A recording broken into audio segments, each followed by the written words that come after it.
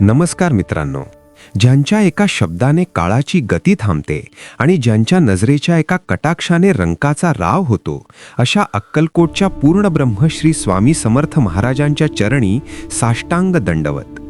आज आपण एका अशा भक्ताची कथा पाहणार आहोत जो आयुष्याच्या लढाईत पूर्णपणे हारला होता, ज्याचे अस्तित्व संपायला आले होते. अशावेळी साक्षात स्वामींनी त्याला अन्यायाविरुद्ध लढण्याची, कष्टाची आणि खऱ्या अस्तित्वाची जाणीव कशी करून दिली. 18व्या शतकातील अक्कलकोटच्या त्या पावनभूमीत वडाच्या झाडाखाली घडलेला हा थरार आणि स्वामींचे ते 5 रोखठोक उपदेश आज तुमच्याही जीवनाची दिशा बदलू शकतात. ही केवळ कथा नाही, तर जगण्याचे मर्म आहे. चला तर मग आता ही पवित्र कथा सुरू करूया. जर तुम्ही स्वामींचे निस्सीम भक्त असाल तर आपल्या धार्मिक मराठी चॅनलला नक्की सबस्क्राईब करा आणि ही कथा जास्तीत जास्त स्वामी भक्तांपर्यंत पोहोचवण्यासाठी लाईक करा. कमेंटमध्ये श्री स्वामी समर्थ लिहायला विसरू नका. अक्कलकोटची ती पावन नगरी, जिथे हवेतही चैतन्याचा दरवळ होता. सूर्याची पहिली किरणे बोरी नदीच्या संथ पाण्यावर पडत होती आणि नदीकाठी असलेल्या प्राचीन शिवालयातून घंटानाद ऐकू येत होता. याच नगरीत एक तरुण भक्त, ज्याचे नाव विनायक होते, तो अत्यंत हताश अवस्थेत चालत होता. त्याचे वस्त्र फाटलेले, डोळ्यात अश्रू आणि मनात निराशेचे काळे कुट्ट ढग दाटलेले होते. त्याने आपले सर्वस्व गमावले होते.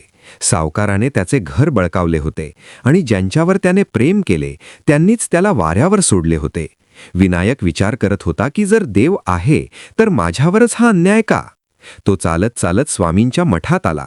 तिथे वडाच्या विस्तीर्ण झाडाखाली साक्षात परब्रह्म अजानुबाहू श्री स्वामी समर्थ बसले होते.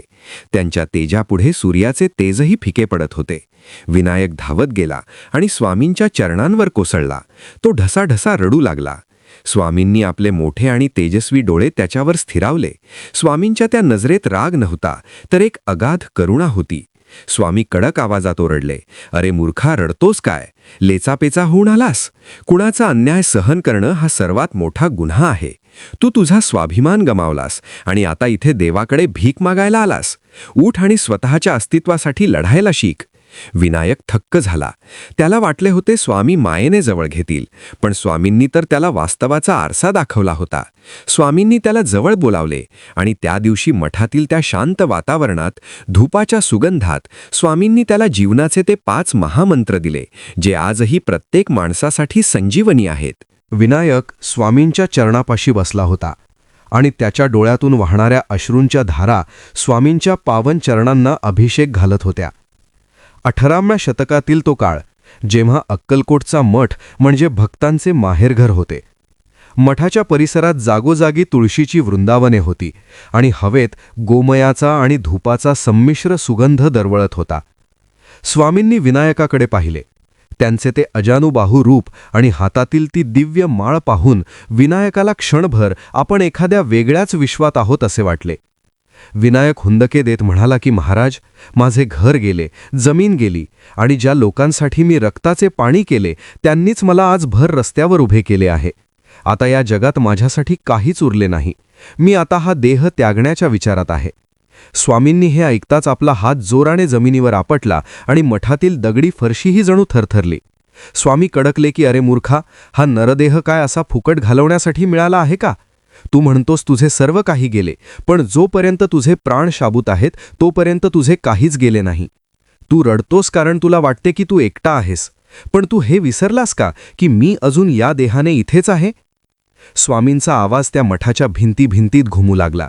तिथे उपस्थित असलेले चोळप्पा आणि इतर भक्तही स्वामींचा हा रौद्र अवतार पाहून स्तब्ध झाले. स्वामींनी विनायकाच्या डोक्यावर आपला वरदहस्त ठेवला आणि एका क्षणात विनायकाच्या शरीरातून एक विजेची लहर धावल्यासारखे त्याला वाटले. त्याच्या मनातील आत्महत्येचे विचार कापुरासारखे जळून गेले आणि तिथे एका नव्या ऊर्जेचा जन्म झाला. स्वामी म्हणाले की, "अरे, जगाने तुला सोडले म्हणून तू रडतोस. ज्याने तुला जन्माला घातले तो परमात्मा अजून जागा आहे." विनायकाने पहिली दात ओठ खाऊन स्वतःला सावरले आणि विचारले की, "महाराज, मग मी आता काय करू?" स्वामी शांत झाले. त्यांच्या डोळ्यात आता एक प्रकारची पितृवत्त माया दाटली होती. स्वामींनी बाहेरच्या वडाच्या झाडाकडे बोट दाखवले आणि म्हणाले की, "बघ, त्या झाडावर किती पक्षी राहतात. वादळ येते, घरटी उडून जातात, पण दुसऱ्या दिवशी ते पक्षी रडत बसत नाहीत. ते पुन्हा काड्या जमा करतात आणि नवीन घरटे बांधतात. तुला तर देवाने बुद्धी दिली आहे, हात दिले आहेत, तू का घाबरतोस? विनायकाला स्वामींच्या शब्दांतून जीवनाचा पहिला धडा मिळत होता की संकट कितीही मोठे असले तरी घाबरून पळणे हा मार्ग नाही. स्वामींनी त्याला सांगितले की तू आजपासून इथेच थांबणार आहेस, मठातील सेवा करणार आहेस आणि मी सांगेन तसा तुझा नवा संसार उभा करणार आहेस. विनायकाच्या मनात श्रद्धेचा अंकुर फुटला होता. त्याला जाणवले की आत्तापर्यंत तो केवळ स्वतःसाठी जगत होता, पण आता त्याला स्वामींच्या शब्दांसाठी जगायचे होते. मठात सायंकाळची आरती सुरू झाली. शंखाचा नाद आणि टाळ्यांच्या गजराने अक्कलकोट दुमदुमून गेले. विनायक त्या पवित्र वातावरणात स्वतःला विसरून गेला. त्याला आता पळून चुकले होते की त्याच्या मागे कुणीतरी एक प्रचंड शक्ती उभी आहे जी त्याला पडू देणार नाही. स्वामींनी त्याला खुणेने जवळ बोलावले आणि सांगितले की उद्यापासून तुझ्या परीक्षेला सुरुवात होईल. लक्षात ठेव, जो कष्टाला घाबरतो त्याचे तोंडही पाहणे पाप आहे.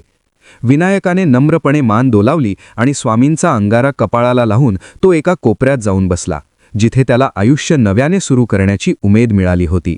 अक्कलकोटच्या मठात पहाटेची भूपाळी ऐकू येत होती आणि विनायक ब्राह्ममुहूर्तावर उठून मठाच्या स्वच्छतेच्या कामात मग्न झाला होता. त्याच्या मनात अजूनही कालच्या रात्रीचे स्वामींचे शब्द घुमत होते. मठातील वातावरणात एक वेगळीच शांतता होती, पण विनायकाच्या मनात विचारांचे काहूर माजले होते. त्याने पाहिले की स्वामी एका जुन्या वडाच्या झाडाखाली बसले आहेत आणि समोर अनेक भक्त आपल्या व्यथा घेऊन आले आहेत. विनायक लांबूनच हे सर्व पाहत होता. तेव्हाच एक श्रीमंत सावकार मोठ्या थाटामाटात तिथे आला. त्याच्या अंगावर भरजरी वस्त्रे होती आणि हातात सोन्याची कडी होती. त्याने स्वामींच्या चरणांवर सोन्याच्या मोहरांची पिशवी ठेवली आणि म्हणाला की महाराज, मी एवढे दानधर्म करतो तरीही माझ्या घरात सुख का नाही? माझ्या मुलाला व्याधीने ग्रासले आहे आणि व्यापारात सारखा तोटा होत आहे. स्वामींनी त्या मोहरांच्या पिशवीकडे पाहिले सुद्धा नाही. उलट ते जोरात हसले आणि त्यांनी त्या सावकानाला खडे बोल सुनावले. स्वामी म्हणाले की अरे मूर्खा, तू हे जे सोने मला देतोयस ते तू कुणाचे रक्त शोषून मिळवले आहेस? तू लोकांचे घरे उद्ध्वस्त केलीस, गरिबांच्या पोटावर पाय दिलास आणि आता इथे येऊन सुखाची अपेक्षा करतोस. लक्षात ठेव, ज्याप्रमाणे तू पेरणार आहेस तसेच तुला कापायला मिळणार आहे. तू लोकांचे दुःख तुझ्या खात्यात जमा केले आहेस आणि आता तुला सुख हवे आहे. स्वामींच्या या शब्दांनी तो सावकार थरथर कापायला लागला. स्वामी पुढे म्हणाले की अरे, सृष्टीचा नियम स्पष्ट आहे. आधी बचत खाती पुण्य जमा करा, मगच व्याजाची आशा धरा. जोपर्यंत तू दुसऱ्याचे अश्रू पुसत नाहीस तोपर्यंत हे तुझे सोने माझ्यासाठी मातीमोल आहे.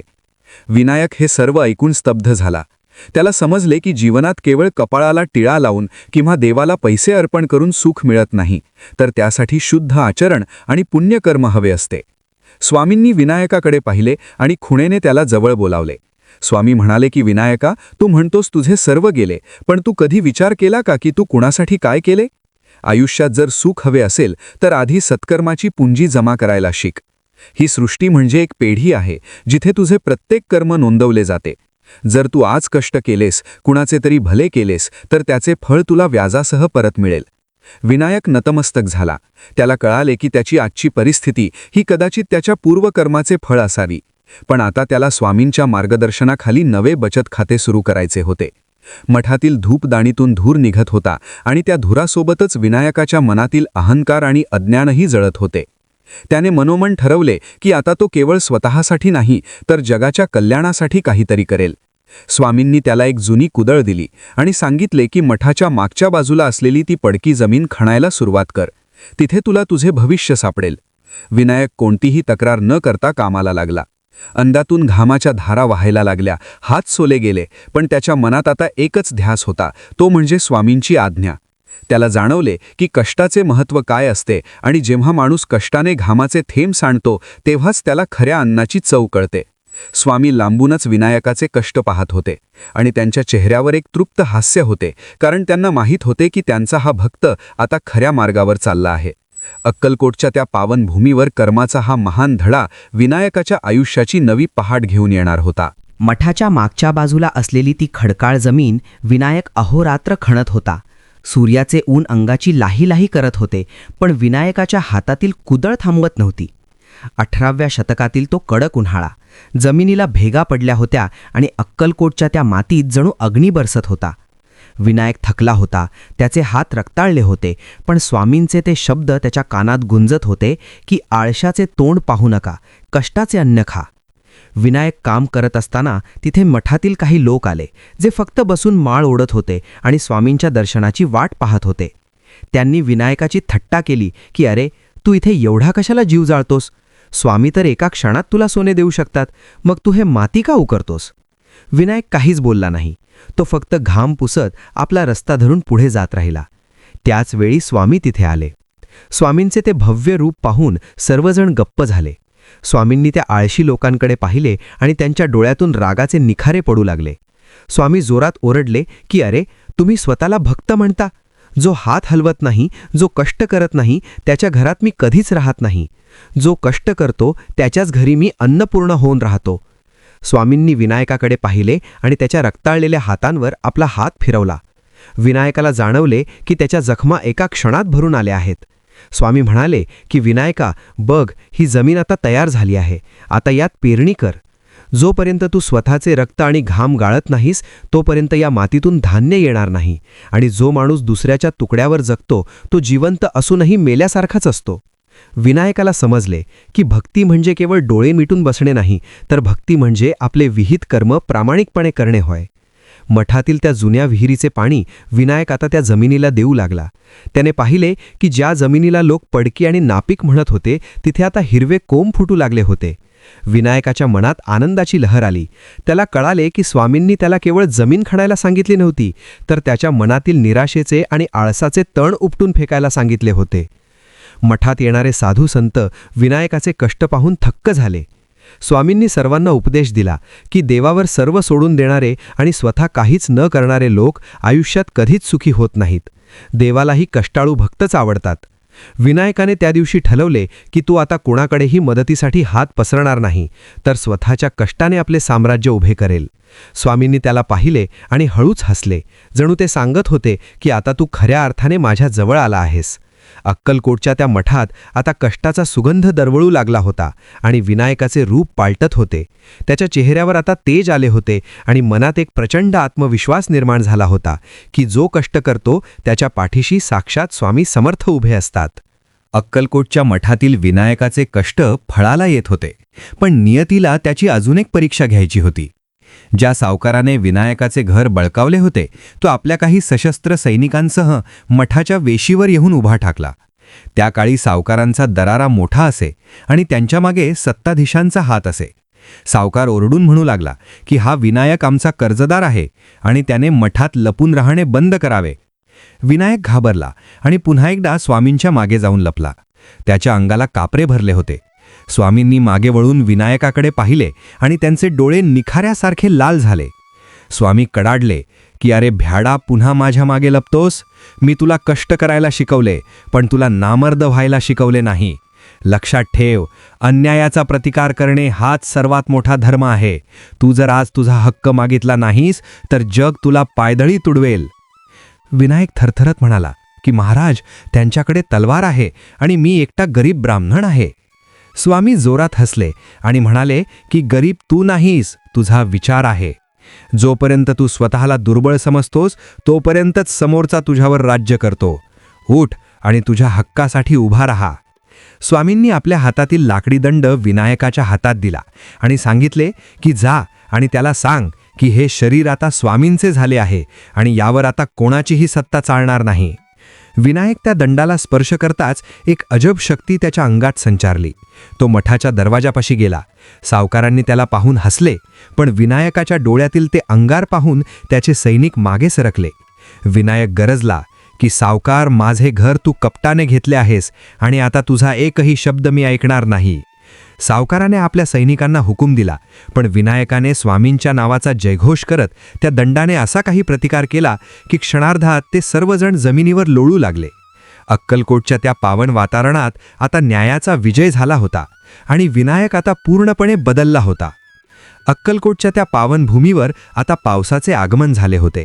बोरी नदी दुथडी भरून वाहत होती आणि मठाच्या आसपासचे जंगल हिरवेगार झाले होते. विनायकाने आता अन्यायाचा प्रतिकार करायला शिकले होते, पण त्याच्या मनात अजून एक शंका होती. त्याने पाहिले की मठात अनेक लोक लांबून लांबून येत होते. कुणी फळे आणत होते, कुणी मिठाई आणत होते, तर कुणी सोन्याची नाणी स्वामींच्या चरणी अर्पण करत होते. हे सर्व लोक एकाच आशेने आले होते की स्वामी काहीतरी चमत्कार करतील आणि त्यांचे नशीब एका रात्रीत बदलेल. विनायक स्वामींच्या जवळ गेला आणि म्हणाला की महाराज, हे सर्व लोक एवढे अर्पण करत आहेत, मग यांना हवा तो आनंद का मिळत नाही? स्वामींनी विनायकाकडे मिश्किलपणे पाहिले आणि एका वृद्ध महिलेकडे बोट दाखवले, जी मठाच्या एका कोपऱ्यात बसून तिथे येणाऱ्या अतिथींची उष्टी भांडी घासण्याचे काम करत होती. तिचे कपडे फाटलेले होते, पण तिच्या चेहऱ्यावर एक अलौकिक शांतता होती. स्वामी विनायकाला म्हणाले की अरे, हे जे लोक मिठाई आणतात ना, ते फक्त सौदा करायला येतात. त्यांना देवाकडून काहीतरी हवे असते म्हणून ते हे सर्व करतात. पण ती बघ, ती माऊली काहीच मागायला आली नाही, ती फक्त सेवा करायला आली आहे. स्वामींचा तो पहाडी आवाज मठात घुमला की जो करील सेवा तो पावेल मेवा. विनायका, जोपर्यंत माणूस स्वतःचा अहंकार विसरून दुसऱ्याची सेवा करत नाही, तोपर्यंत त्याला आयुष्याचा खरा आनंद म्हणजेच मेवा मिळत नाही. विनायक त्या वृद्ध महिलेकडे पाहत राहिला. त्याला जाणवले की ती महिला आनंदाने गाणी गात भांडी घासत होती. तिला कशाचीही अपेक्षा नव्हती. स्वामी पुढे म्हणाले की लोक चमत्काराच्या मागे धावतात, पण सर्वात मोठा चमत्कार हा सेवेत लपलेला असतो. जर तू भुकेलेल्याला अन्न दिले, तहानलेल्याला पाणी दिले आणि निराधार असलेल्याला आधार दिला, तर तीच माझी खरी पूजा आहे. विनायकाने त्या दिवसापासून स्वतःला सेवेत झोकून दिले. तो मठात येणाऱ्या आजारी लोकांची सेवा करू लागला, लाकडे फोडू लागला आणि गरिबांना मदत करू लागला. हळूहळू विनायकामध्ये असलेला तो मीपणा संपू लागला. त्याला आता कळून चुकले होते की जोपर्यंत आपण दुसऱ्यासाठी काही करत नाही, तोपर्यंत आपले जीवन व्यर्थ आहे. मठातील वातावरण आता सेवामयी झाले होते.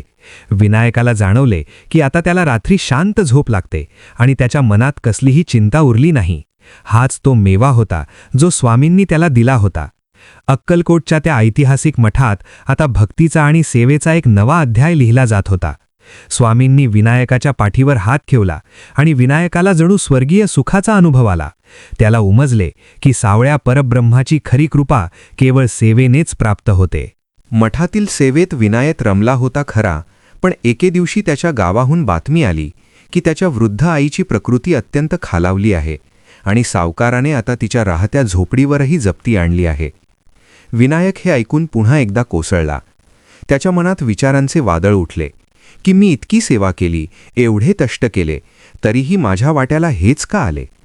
तो धावत स्वामींकडे गेला. त्यावेळी स्वामी मठात एका शिलाखंडावर शांत बसले होते. विनायकाच्या डोळ्यात पाणी पाहून स्वामींच्या चेहऱ्यावरचे भाव बदलले. विनायक ओरडून म्हणाला की महाराज, मी आता कोणावर विश्वास ठेवू? माझे सर्व संपले आहे. काळ समोर उभा ठाकला आहे असे मला वाटते. स्वामींनी आपले दोन्ही हात विनायकाच्या खांद्यावर ठेवले आणि त्याला आपल्या जवळ खेचले. स्वामींचा तो स्पर्श आणि ती नजर इतकी विलक्षण होती की विनायकाचे अर्धे दुःख तिथेच विरले. स्वामी अतिशय गंभीर आणि धीरगंभीर आवाजात म्हणाले की अरे बाळा, तू असा का रडतोस? जेव्हा काळाची कुऱ्हाड तुझ्यावर कोसळायला बघते, तेव्हा मी काय स्वस्थ बसेन असे तुला वाटते का? स्वामींनी त्याचे मस्तक आपल्या पायावर ठेवले आणि ओरडून सांगितले की भिऊ नकोस, मी तुझ्या पाठीशी आहे. हे शब्द अक्कलकोटच्या त्या संपूर्ण परिसरात जणू मंत्रासारखे गुंजले. विनायकाला जाणवले की त्या शब्दांत एक अजब सामर्थ्य होते. जणू साक्षात मृत्यूलाही परतवण्याची शक्ती त्या आवाजात होती. स्वामी म्हणाले की संकटे ही आयुष्याचा भाग आहेत, पण जो माझ्यावर विश्वास ठेवतो त्याचे रक्षण करण्याची जबाबदारी माझी आहे. तू तिथे नसतानाही मी तुझ्या आईच्या पाठीशी उभा आहे. विनायकाला त्या क्षणी अंतर्ज्ञानाने दिसले की त्याच्या आईच्या झोपडीबाहेर एक तेजस्वी पुरुष हातात दंड घेऊन उभा आहे आणि सावकाराचे लोक तिथे येण्यास घाबरत आहेत. विनायकाचा देह रोमांचित झाला. त्याला उमजले की स्वामी केवळ अक्कलकोटमध्ये बसलेले नाहीत, तर ते चराचरात व्याप्त आहेत. स्वामींनी त्याला सांगितले की संकटात घाबरून जाणे हे भक्ताचे लक्षण नाही, तर त्या संकटाच्या डोळ्यात डोळे घालून मी तुझ्या सोबत आहे हे लक्षात ठेवून लढणे हीच खरी भक्ती आहे. विनायकाच्या मनातील सर्व शंका मिटल्या. त्याला आता कळाले की ज्याच्या पाठीवर स्वामींचा हात आहे त्याला जगातील कोणतीही शक्ती हरवू शकत नाही. मठातील धूपदानीतून निघणारा धूर आणि स्वामींचे ते अभयवचन यांनी विनायकाला एका नवीन जन्माचा अनुभव दिला होता. आता त्याला कशाचीही भीती उरली नव्हती, कारण त्याला माहिती होते की त्याचे रक्षणकर्ते साक्षात परब्रह्म आहेत. अक्कलकोटच्या त्या ऐतिहासिक क्षणी विनायकाच्या आयुष्यात निधड्या छातीने जगण्याचे सामर्थ्य आले होते. काही काळ लोटला आणि अक्कलकोटच्या मठात एक विचित्र शांतता पसरली होती. विनायक आता पूर्णपणे बदलला होता. त्याचे शरीर कष्टाने कमावलेले होते आणि मन स्वामींच्या नामात रंगलेले होते. पण एक दिवस मठात चर्चा सुरू झाली की स्वामी आता आपला हा अवतार संपवणार आहेत. ते आता देह ठेवणार आहेत. ही बातमी वाऱ्यासारखी पसरली आणि हजारो भक्तांच्या काळजाचा ठोका चुकला. विनायक हे ऐकून सुन्न झाला. त्याला वाटले की जर स्वामी गेले तर माझा आधार देईल. मी पुन्हा त्याच अंधकारात ढकलला जाईन. तो रडत रडत स्वामींच्या समोर गेला आणि त्यांच्या चरणांना घट्ट धरून म्हणाला की महाराज, तुम्ही आम्हाला सोडून जाणार का? मग आमचे काय होणार? आम्हाला या जगाच्या संकटांपासून कोण वाचवणार? स्वामींनी विनायकाकडे अत्यंत शांत नजरेने पाहिले. त्यांच्या चेहऱ्यावर एक दिव्य हास्य होते, जे सांगत होते की मृत्यू ही केवळ एक अवस्था आहे. स्वामींनी विनायकाच्या डोक्यावर हात ठेवला आणि अतिशय गंभीर आवाजात विचारले की अरे विनायका, तू अजूनही मला फक्त या देहातच पाहतोयस का? मी काय फक्त या हाडामांसाच्या शरीरात आहे असे तुला वाटते? स्वामी कडाडले की आम्ही गेलो कोठे? आम्ही येथेच आहोत. स्वामींच्या या शब्दांनी मठाचा कोपरा न कोपरा दुमदुमून गेला. स्वामी पुढे म्हणाले की हा देह म्हणजे एक वस्त्र आहे, जे एके दिवशी बदलावेच लागते. पण माझी शक्ती, माझे अस्तित्व आणि माझे प्रेम हे सदैव या अक्कलकोटच्या मातीत आणि माझ्या प्रत्येक भक्ताच्या हृदयात जिवंत राहील. विनायकाला त्या क्षणी एक महान साक्षात्कार झाला. त्याने पाहिले की स्वामींचे रूप केवळ त्या समोर बसलेल्या देहात नव्हते, तर ते मठाच्या त्या वडाच्या झाडात, वाहणाऱ्या बोरी नदीत, पहाटेच्या गारव्यात आणि त्याच्या स्वतःच्या श्वासात सुद्धा सामावलेले होते. स्वामींनी त्याला सांगितले की जेव्हा जेव्हा तू संकटात असशील, जेव्हा तू शुद्ध मनाने हाक मारशील, तेव्हा मी तुला तुझ्या पाठीशी उभा असलेला जाणवेन. देह गेला तरी वचन जात नाही. विनायकाच्या डोळ्यांतील अश्रू थांबले आणि तिथे एक दृढ श्रद्धा निर्माण झाली. त्याला कळाले की स्वामींना शोधण्यासाठी कुठेही जाण्याची गरज नाही. ते तर सदैव सोबतच आहेत. 18व्या शतकातील त्या संध्याकाळी सूर्यास्त होत असताना स्वामींनी विनायकाला जीवनाचे सर्वात मोठे सत्य शिकवले होते की मृत्यू हा अंत नसून तो एका व्यापक अस्तित्वाची सुरुवात आहे. विनायक आता घाबरणारा भक्त राहिला नव्हता, तर तो स्वामींच्या अथांग शक्तीचा एक अंश बनला होता. त्याला उमजले की आम्ही येथेच आहोत हे केवळ आश्वासन नाही, तर ते एक त्रिकालाबाधित सत्य आहे, जे प्रत्येक युगात भक्तांना आधार देत राहील. अक्कलकोटच्या त्या पावनभूमीवर आता विनायक एक सामान्य भक्त राहिला नव्हता, तर तो स्वामींच्या तत्वांचा चालता बोलता आरसा बनला होता. स्वामींनी दिलेल्या 5 उपदेशांनी त्याच्या आयुष्याचे सोने केले होते. विनायक आपल्या गावी परतला, पण आता त्याच्या हातात केवळ स्वामींचा दिलेला तो लाकडी दंड होता आणि मनात भिवू नकोस, मी तुझ्या पाठीशी आहे हा आढळ विश्वास होता. गावी पोहोचल्यावर त्याने पाहिले की तो दुष्ट सावकार अजूनही गरिबांना छळत होता. विनायक घाबरला नाही.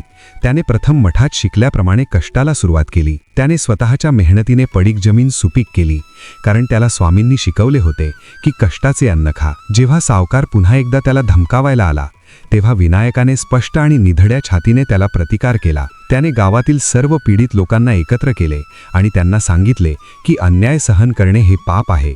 विनायकाचे ते तेज पाहून सावकाराला आपली हार मान्य करावी लागली आणि कपटाने बळकावलेली जमीन त्याने परत केली. विनायकाने तिथे एक छोटा मठ स्थापन केला आणि गरजूंची सेवा सुरू केली. त्याला जाणवले की स्वामींनी म्हटल्याप्रमाणे सेवेतूनच त्याला खरा मेवा म्हणजेच मानसिक शांती मिळाली होती. आयुष्याच्या उत्तरार्धात जेव्हा विनायक पुन्हा अक्कलकोटला आला, तेव्हा स्वामींनी त्याला पाहून एक स्मितहास्य केले. स्वामींचे ते रूप पाहून विनायकाला जाणीव झाली की आम्ही गेलो कोठे, आम्ही येथेच आहोत हे वचन किती सत्य आहे. स्वामींचा देह जरी लोप पावला तरी त्यांची शक्ती विनायकाच्या प्रत्येक कार्यात त्याला साथ देत होती. विनायकाने पाहिले की मठातील तो वडाचा वृक्ष आजही तसाच विशाल आहे. जणू तो सांगत आहे की भक्ती आणि कर्माचा हा मार्ग कधीच संपत नाही. विनायकाचे आयुष्य हे स्वामींच्या 5 उपदेशांचे जिवंत उदाहरण बनले होते. त्याने जगाला दाखवून दिले की देवाला शरण जाणे म्हणजे हातपाय गाळून बसणे नाही, तर देवाचा आधार घेऊन अन्यायाविरुद्ध लढणे, कष्ट करणे आणि सदैव सेवेत तत्पर राहणे होय. अक्कलकोटच्या इतिहासात विनायकाची ही कथा अजरामर झाली, जी आजही प्रत्येक स्वामी भक्ताला प्रेरणा देते की संकट कितीही मोठे असले तरी घाबरायचे नाही, कारण स्वामी पाठीशी आहेत आणि ते सदैव आपल्या सोबतच राहतील. विनायकाने स्वामींच्या चरणी शेवटचा साष्टांग दंडवत घातला आणि त्याच्या डोळ्यात आनंदाश्रू दाटले, कारण त्याला त्याचे अस्तित्व सापडले होते.